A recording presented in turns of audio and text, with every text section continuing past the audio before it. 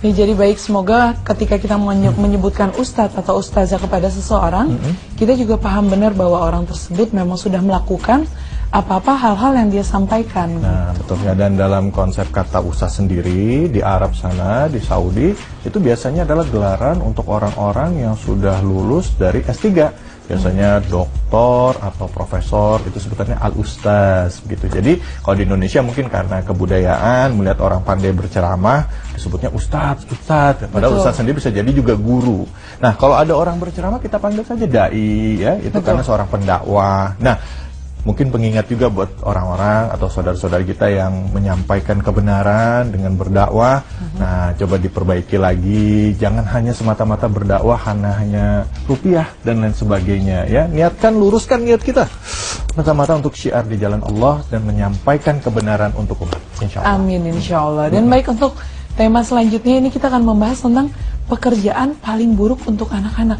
Aduh, anak-anak kok bekerja ya? Nah, ini dia nih. Tapi kan kadang-kala karena tekanan ekonomi terpaksa. Dan anak sendiri pengen bantu orang tua. Gimana kita harus bersikap? Jangan kemana-mana. Tetap di Berita Islami Siang.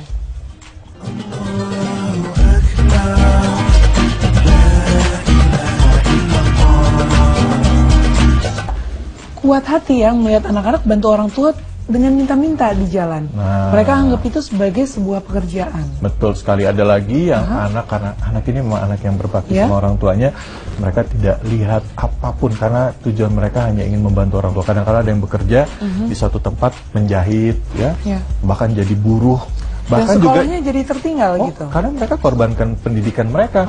Ada yang dari desa datang ke kota, ke Jakarta, jadi asisten rumah tangga di usia masih belia. Misalnya usia 9 tahun, itu nggak sedikit loh yang mengalami kayak gitu. Aduh, sedih banget ya. Nah, kita sekarang mau lihat tentang apa sih pekerjaan yang paling buruk untuk anak-anak. Ini dia.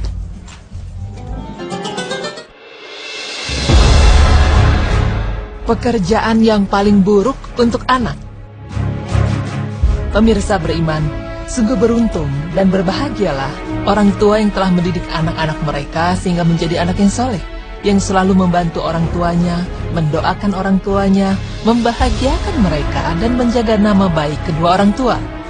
Karena anak yang soleh akan senantiasa menjadi investasi pahala, sehingga orang tua akan mendapat aliran pahala dari anak soleh yang dimilikinya.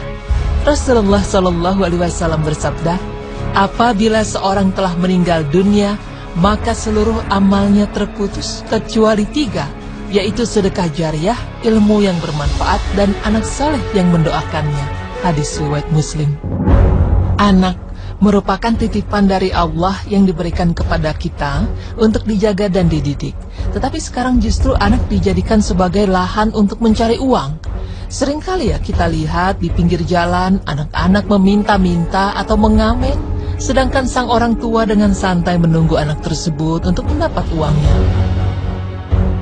Seperti yang kita tahu, keadaan ekonomi yang serba mahal seperti saat ini turut mendorong terjadinya fenomena pekerja anak.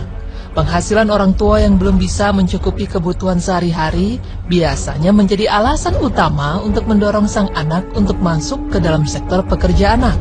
Bahkan di Indonesia saat ini, masih banyak orang tua yang berpikir bahwa pendidikan itu tidaklah penting karena tidak menghasilkan, sehingga lebih baik bila sang anak bekerja untuk mencari uang.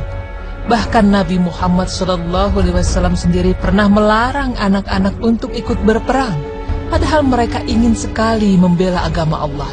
Untuk sesuatu yang sangat penting saja seperti perang, Rasulullah melarang keterlibatan anak-anak, apalagi untuk bekerja mencari nafkah. Fenomena yang terjadi saat ini sangat berbeda dengan pandangan dan ajaran Islam. Lihatlah situasi perburuhan anak di dunia saat ini sudah sangat mengkhawatirkan dan mencemaskan. Di semua sektor usaha, bahkan dalam pekerjaan-pekerjaan yang beresiko tinggi. Anak-anak dieksploitasi dan dipekerjakan. Realitas keterlibatan anak dalam sektor pekerjaan apapun namanya yang memposisikan anak sebagai buruh adalah bentuk kejahatan kemanusiaan yang sangat kejam. Mulai buruh dalam rumah tangga, buruh pabrik, buruh bangunan, nelayan, dan lain-lain. Dalam Islam sendiri, bahkan tidak pernah untuk mengajarkan mengeksploitasi anak. Tetapi Islam mengajarkan untuk mendidik, menjaga, dan merawat anak hingga dewasa nanti, serta dibimbing dan dipelihara dengan santun, bukan dengan cara dieksploitasi. Nabi Muhammad SAW bersabda, setiap anak yang dilahirkan adalah fitrah. Tinggal kedua orang tuanya lah yang akan menjadikannya sebagai seorang Yahudi, Nasrani ataupun Majusi. Hadis riwayat Bukhari. Ini menunjukkan bahwa tanggung jawab yang paling besar terhadap anak adalah orang tua, di mana telah menjadikan kewajiban orang tua membina dan mendidik anak-anak tumbuh menjadi orang dewasa yang berkualitas. Dengan demikian menjadikan anak sebagai buruh atau pekerja dengan alasan ekonomi keluarga sama dengan membalikkan tanggung jawab sebagai orang tua. Na'udzubillah min dzalik. Dengan mengeksploitasi anak akan menghilangkan hak si anak tersebut untuk belajar, terjadinya perilaku menyimpang di bawah umur, serta menjadi kekurangan kasih sayang. Kita sebagai masyarakat seharusnya lebih peka dalam melihat masalah ini agar kedepannya tidak lagi ada pekerja anak di bawah umur. Semoga informasi ini bermanfaat bagi kita semua. Amin. Ya Rabbal Alamin.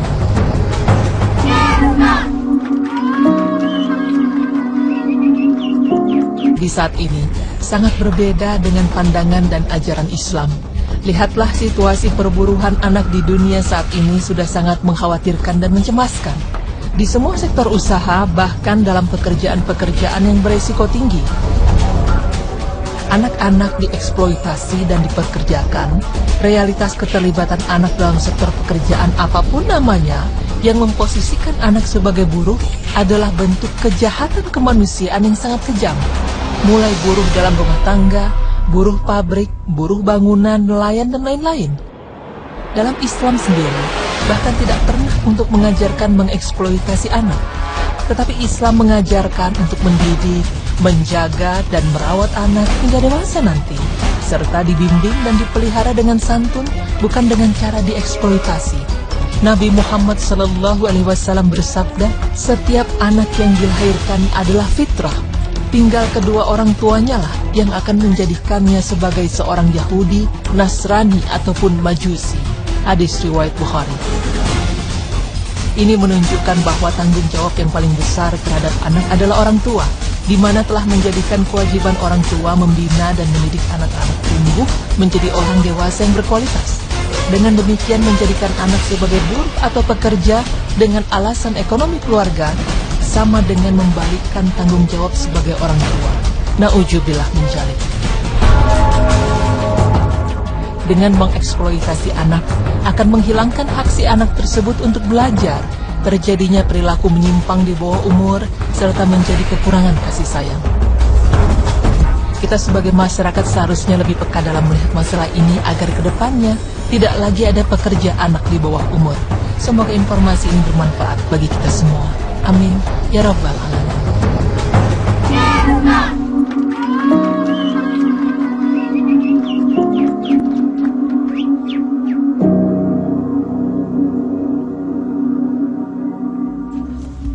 Baik, sebagai seorang ibu juga saya merasa sedih sekali melihat anak-anak yang usianya mestinya lagi belajar, lagi sekolah, tapi harus bekerja.